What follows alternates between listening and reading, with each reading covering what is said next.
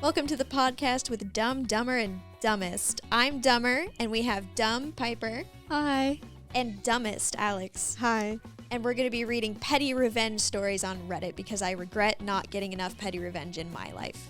Agreed. No, literally, like there's so many opportunities that I had and I just didn't take them and I'm still mad about it. All of us are on r/petty revenge. Mine is, won't let me go home sick. I'll see you in 30 days when I pick up my cancer meds. Oh my god. My cancer meds. Oh, dearie me. That's a little more than sick, guys. That's very sick. Although I didn't have control over how this revenge played out, I still smile when I recount this story and thought it would fit here. 2010, I worked at a corner drugstore as a department lead, back when those were relevant. I was 21, I did the bare minimum, and I hated working Sundays, which were my Fridays. I will be the first to admit that I could have been a better employee, but I knew this wouldn't be my career, and I was just coasting until I graduated. Real. Me too. Real. Me at Qdoba. I had already not been feeling great. That Friday, I was a bit under the weather. When Saturday came around, I felt pretty okay, but then Sunday hit like a sack of bricks. Real. About 2 hours into my shift, I asked my manager, Ryan, I assume we don't like Ryan, if I could go home. The guys in management despised me, so I was not surprised when this particular manager snarkily responded with, "You need to get someone to come in and finish your shift." Edit to add, in bold letters. This wasn't policy. He was just being stupid about it because he didn't like me. Fine, no problem. I called one of my coworkers and she came in for me. My boyfriend at the time was working at a hotel down the street. We shared a car, so I went to his hotel to sleep until we got off. I slept in the lobby for 9 hours straight. Oh my gosh. I think I would just not. No. Yeah. Mm-mm. Girl, you poor thing. I'd fall Yeah. over dead. I mean, it's better than a bench, I suppose, but Yeah. like 9 hours straight, in a lobby? I can't even stand like being in someone's house for more than like 12 hours, Yeah. let alone in a lobby of a strange man's hotel. The Strange Man Hotel. Strange man's hotel. We made it home and I started coughing up blood. Never a good sign. Oh no. My boyfriend forced me to the ER that night. I was diagnosed with strep and admitted to the hospital. You don't cough up blood when you have strep. That's guys. like coughing BT up blood is dubs. like 18th century type stuff. Yeah. That Monday, the 3rd, one of the nurses informed me that I'd be in the hospital for at least a week, so I called my store to let him know. The manager I spoke with, Brad, Brad, hated me more than anyone else at that store. I told him the news. "You'll be out for a week for strep?" "Yeah, do you want to talk to the nurse? She's right here." "No, we'll see you when you get back." He was clearly irritated by the news, but there was nothing I could do. What I hadn't told him, as I didn't know at the time, is I was admitted because the hospital suspected I had something much worse. I think it's, Guys, I think it's cancer. no, it's the gallbladder, obviously. Obviously. It's lupus. Yeah. It's lupus. I forgot that. I It's always think never of lupus. Lapis from Minecraft whenever I hear that.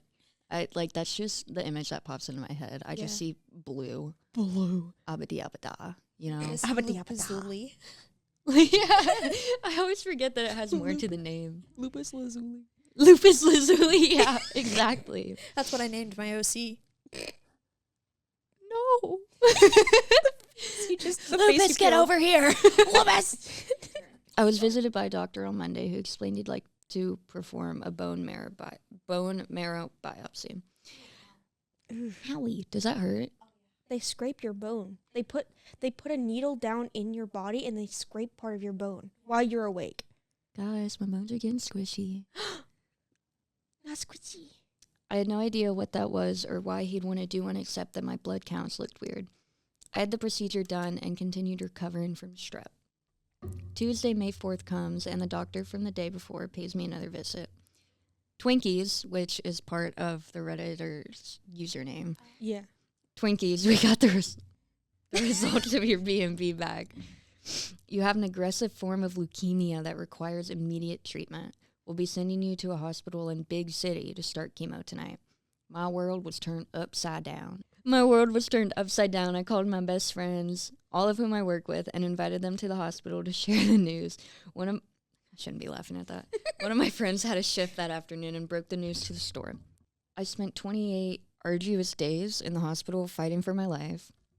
My mom had visited my store a few times during my hospital stay and talked with my store manager, letting her know what was going on. My SM was very understanding and supportive.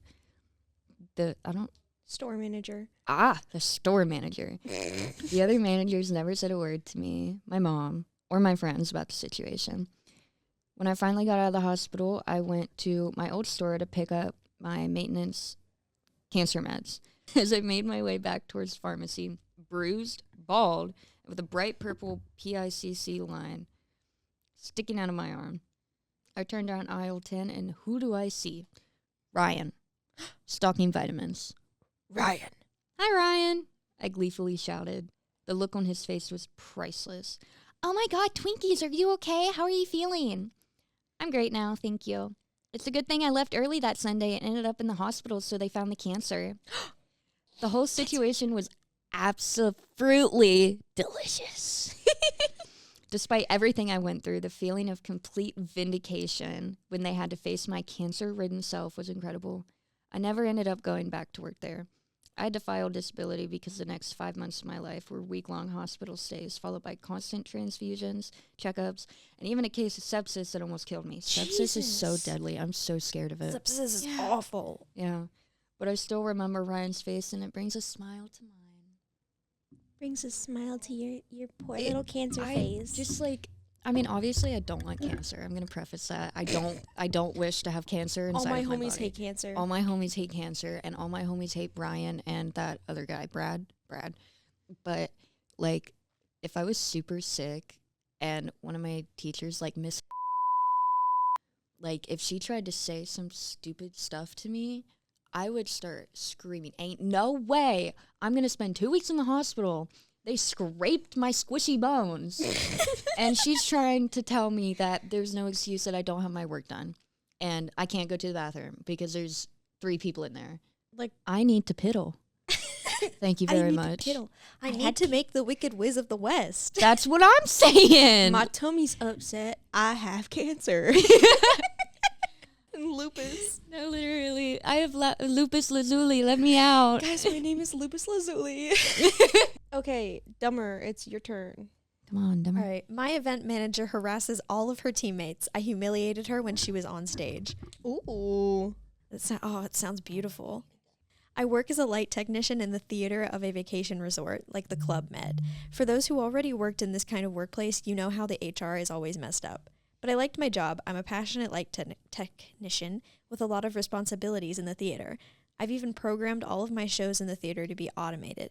I can launch the whole show, light, sound, and video on the big screen, all synchronized with just one press on one button. It took me Queen. so much nights to set up. Queen, honestly, get it. So much nights. So, that's So what much it said. nights. You're doing great, sweetie. That's what it said. But my manager, 30F, she's a nightmare, a dragon. She's in charge of all the events and all the animation team. She was an ancient choreographer. That's despicable. Ancient choreographer. Bro really said this Ancient dragon. this brat decrepit. Oh my goodness. Reminds me of Ms. Pruny. And she loves to shine in detriment of our team. She terrorized every employees she worked with, even me. She screams, she yells at people, she harasses them, and she harasses me. But she never had problems because she knows what butt to lick between the other managers. To lick? To lick? Window licker says much? lick. I worked for 2 years with her at the beginning. She already scared me, but I tried to trust her because she looked confident. Oh, I'm so sorry. Figured it out. She was hopeless. She harassed newbie girl because she touched her boyfriend's arm. Her boyfriend is the manager of the newbie. The newbie talked to me and we went to the HR. But as I said, you cannot have justice in those kinds of crappy workplaces. Later, the dragon was aware of our visit and confronted me. The dragon. We had a clash. I said I found this unfair. She, and 2 years of loyal service, never declared any of my extra hours, plus 4 hours a day. I figured it out. Managers have a bonus if their team don't do much extra hours. Crappy workplace mentality. Oh my God, same, bro. She tried as usual to scream to scare me, but I stood strong. I said she cannot work without my help because I'm the only light technician here, and if she doesn't have my light in your beach resort, you're screwed.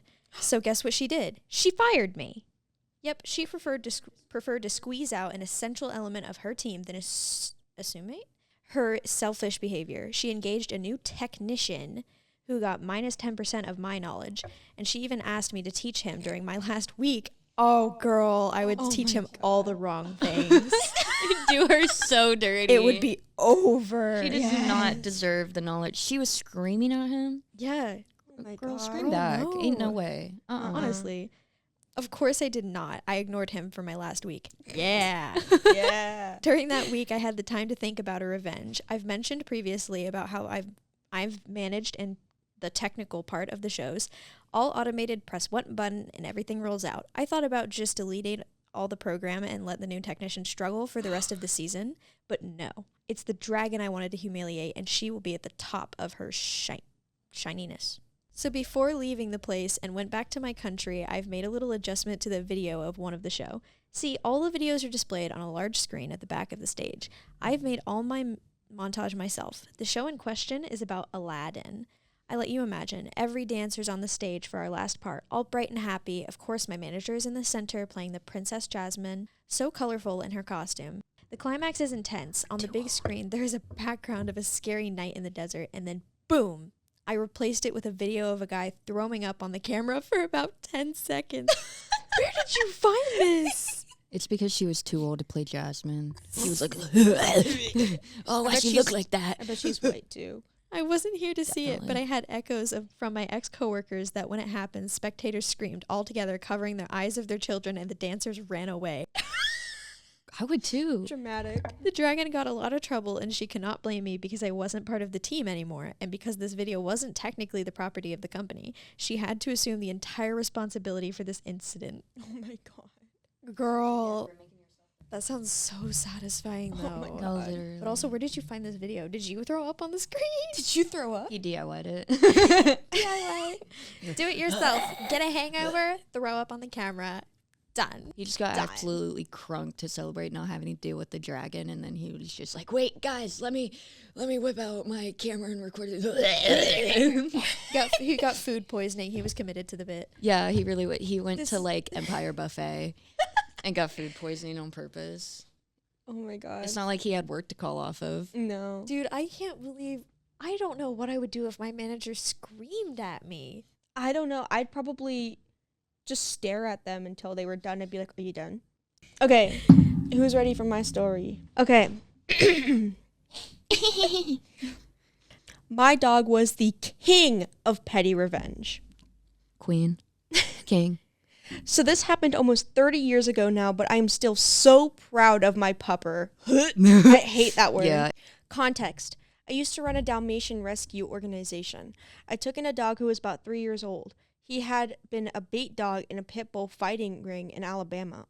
I had him transported to Florida, named him Rocky, and mended his physical wounds and gave him the love and respect he needed and deserved. At the time, I was living with a guy, total b-hole to both me and Rocky. He made no bones about seriously disliking Rocky. What? Made no bones? I sure hope he doesn't know how to make bones. Create bone. Rocky knew my boyfriend didn't like him, so Rocky peed on literally everything that the boyfriend touched. Yes, Rocky. Dirty piles of his clothes, peed on. His office chair, peed on. His computer that smelled like him, peed on. Oh my God. The side of the couch my boyfriend would sit on, Rocky would climb up on the couch and pee on that side of the couch. He really didn't like my boyfriend. One night, the boyfriend and I were watching television. He was drunk, as usual, and shoveling handfuls of popcorn into his gaping maw. Why they gotta say it like that? Some pieces were falling out of his maw and back into the bowl. I'm uncomfortable. I was not eating the popcorn. He wasn't had his either. feet kicked up on the coffee table and his Birkenstocks were on the floor. Rocky walked over to me and got some scritches and loving. When we were done, he walked right past me, squatted over boyfriend's Birkenstocks, and pooped right on them. Beautiful. Yes, king. Oh my God. Those are expensive shoes too. It was awesome, nice and runny, and got into the nooks and crannies of his sandals. They were sandals. Need a description. I didn't need one. Girl gave us like the scent, the texture, like the can taste, feel it. everything. In the end, I got rid of the boyfriend and kept the dog. If Rocky didn't like a guy, there was no second date. Good boy, Rocky. I love you and miss you so much. See you at the Rainbow Bridge in a few years. He's dead. Wait, she said it. 30 years ago. Yeah, no, he's What's wrong with you, dumber? I don't think I'm dumbest anymore. I don't think I'm dumbest anymore. No, you still dumbest. Oh. But there's a reason they're dumber. He's dead. He's not a magical leopardon. Oh my god. Oh my He's goodness. at the Rainbow Bridge, Charlie. All right, thank you for listening. This was the podcast with Dumb, Dumber, and Dumbest, where we talk about petty revenge because I'm upset I didn't get enough in my life. Slay. Preach. Go out there and get your petty revenge today. Don't Do let that it. manager yell at you like that. Throw Yeah. instant mashed potatoes in their yard. Be petty. Spray No. misted milk in their car. Be petty, girl. Bye. Laters. Bye.